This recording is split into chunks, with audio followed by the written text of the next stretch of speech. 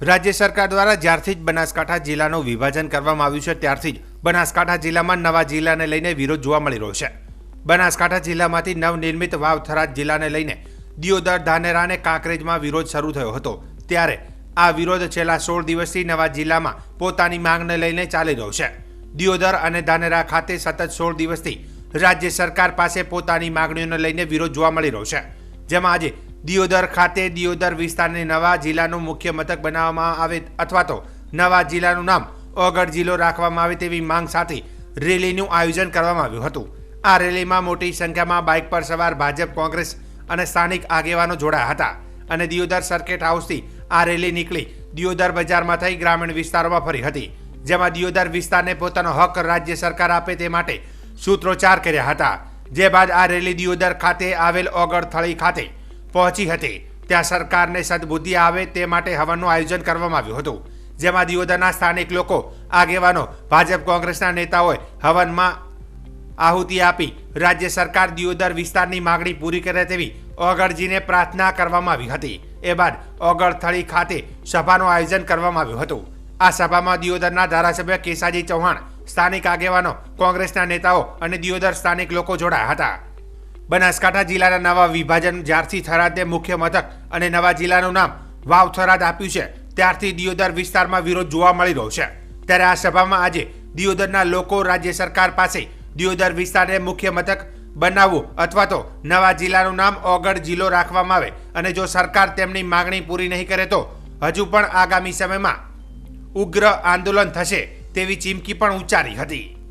Jayantilal Doshi. Okay, આજે આપ શું કહેશો? મોટી સંખ્યામાં વાહન રેલી યોજી અને વગર સુધી પહોંચ્યા છો અને હવન પણ કર્યો છો, શું માંગ? અમારી જે બનાસકાંઠા જિલ્લાના આજુબાજુના તાલુકાઓની જે ઓગળ જિલ્લો બનાવવાની માંગ હતી, સરકારે એમાં ઊણી ઉતરી છે। લોકશાહીની અંદર લોકોની શું ઈચ્છા છે, લોકોનું શું મંતવ્ય છે જાણીને સરકારે નિર્ણય લેવો જોઈએ। સરકારે નિર્ણય લેતા ઓગળ જિલ્લાને પ્રજાને આપ્યો નહીં અને ઓગળ જિલ્લો જાહેર કર્યો નથી।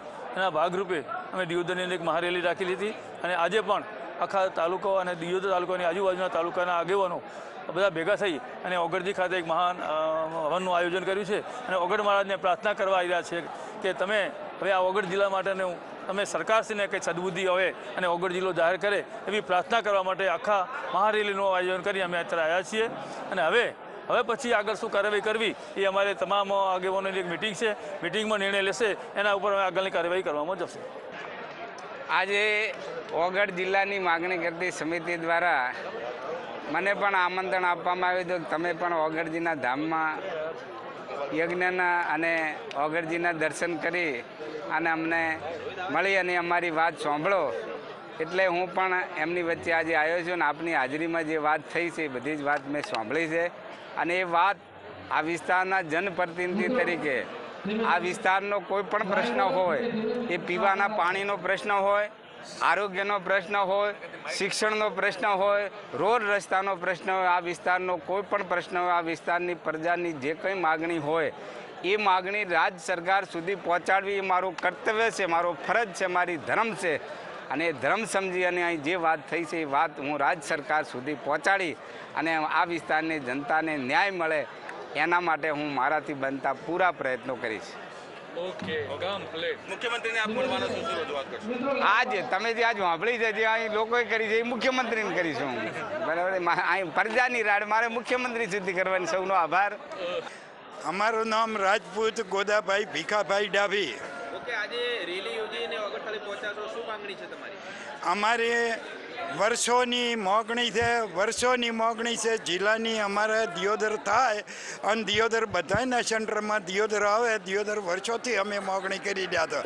અમારી બધી આખી રહીત પડદા અમને વારંવાર કહેતી રહી કે અમારે દિયોદર જિલ્લો કરો અને દિયોદર જિલ્લો આવે તો અમારા છોકરાને ભણવાનું છે, ઇંગ્લિશ કોલેજ આવે, કોલેજો હોય નથી એટલે કોલેજ હાલે શંકરભાઈ અને શંકરભાઈ અહીંયા જિલ્લો બનાવ્યો તો ભલે બનાવ્યો, એનો કોઈ વાંધો નથી, પણ અમને ભેગો આ જિલ્લો બનાવી હાલે અને આ 5 તાલુકાનો જિલ્લો પડદા સ્વીકારે છે અને 5 તાલુકાનો જિલ્લો બનવો જોઈએ નકે અમે આંદોલન લેશે અને એ સિવાય અમારા જિલ્લો ન મળે તો સુધી અમારા ધરણા ચાલુ રહેવાના છે।